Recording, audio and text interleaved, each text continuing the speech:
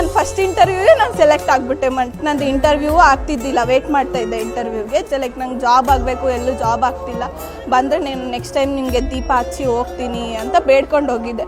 ಅದು ಬೇಡಾಗಿ 3ನೇ ದಿವಸಕ್ಕೆ ನನಗೆ ಕಾಲ್ ಬಂತು, ನಿಮ್ಗೆ ಇಂಟರ್ವ್ಯೂ ಇದೆ ಬನ್ನಿ ಅಂತ.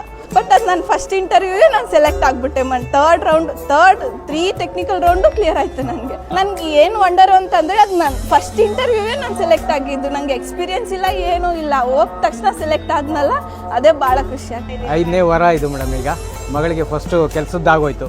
1 ವಾರ ಬಂದ ತಕ್ಷಣವೇ ಕೆಲಸ ಸಿಕ್ಬಿಡ್ತು. ಮೊದಲನೇ ವಾರಕ್ಕೆ ಕೆಲಸ ಸಿಕ್ತು. ಅದು ನಂಬಿಕೆಯ ಮೇಲೆ ಡಿಪೆಂಡ್ ಆಗುತ್ತೆ. ನಾನು ಈ ಸನ್ನಿಧಾನಕ್ಕೆ ಸುಮಾರು ಒಂದು 6-7 ವಾರದಿಂದ ಬರ್ತಾ ಇದ್ದೀನಿ. ಬಂದಮೇಲೆ ನನಗೆ ತುಂಬಾ ಒಳ್ಳೆಯದಾಗಿದೆ. ರಾಯರು ಕಷ್ಟದಲ್ಲಿರೋರ್ನ ಯಾವತ್ತೂ ಕೈ ಬಿಡಲ್ಲ. ನನ್ನ ತಾಯಿಗೆ ಹುಷಾರಿರಲಿಲ್ಲ, ಹೋಗೇ ಬಿಡ್ತಾರೆ ಅನ್ಕೊಬಿಟ್ಟಿದ್ದೆ. ಬಟ್ ಅವಾಗ ರಾಯರನ್ನ ಬೇಡ್ಕೊಂಡಾಗ ರಾಯರ್ ಕೈ ಬಿಡಲಿಲ್ಲ. ಟ್ರೀಟ್ಮೆಂಟ್ ಕೊಡಿಸ್ತಾ ಇದ್ದೀವಿ, ಒಳ್ಳೇದಾಗ್ತಾ ಇದೆ, ಕುಟುಂಬಕ್ಕೂ ಒಳ್ಳೆಯದಾಗಿದೆ. ನನಗೆ ಮೇಯ್ನು ಆತ್ಮಶಕ್ತಿ ಹೆಚ್ಚಾಗಿದೆ. ಭಗವಂತನ ಮೇಲೆ ಅಷ್ಟು ಮುಂಚೆ ನಂಬಿಕೆ ಇರಲಿಲ್ಲ. ರಾಯರಿ ನಡ್ಕೊಂಡ್ಮೇಲೆ ಈಗ ಅರಿವಾಗ್ತಿದೆ, ರಾಯರ್ ಖಂಡಿತ ಇದ್ದಾರೆ, ಎಲ್ಲರಿಗೂ ಒಳ್ಳೆ ಮಾಡ್ತಾರೆ ಖಂಡಿತ. ಇವತ್ತು ನಾನು ಈ ಮಟ್ಟಿಗೆ ಒಂದು ಇವತ್ತು ಈ ಮಟ್ಟಿಗೆ ಒಂದು ನಾನು ಬದುಕಿದ್ದೀನಿ. ಒಂದೊಂದು ಟೈಮ್ ನನಗೆ ಏನೇನೋ ಬರೋದು, ಮನೇಲಿ ತುಂಬ ಕಷ್ಟ ಆದಾಗ, ಏನಕ್ಕಪ್ಪ ಜೀವನ ಅನ್ನೋ ಒಂದು ಲೆವೆಲ್ಗೆ ಹೋದಾಗ ಇವತ್ತು ನಾನು ಇದ್ದೀನಿ ಇಲ್ಲಿ ಅನ್ನೋದಕ್ಕೆ ರಾಯರ ಸಾಕ್ಷಿ. ಅದಕ್ಕಿಂತ ಇನ್ನೇನೇ ಹೇಳಿ.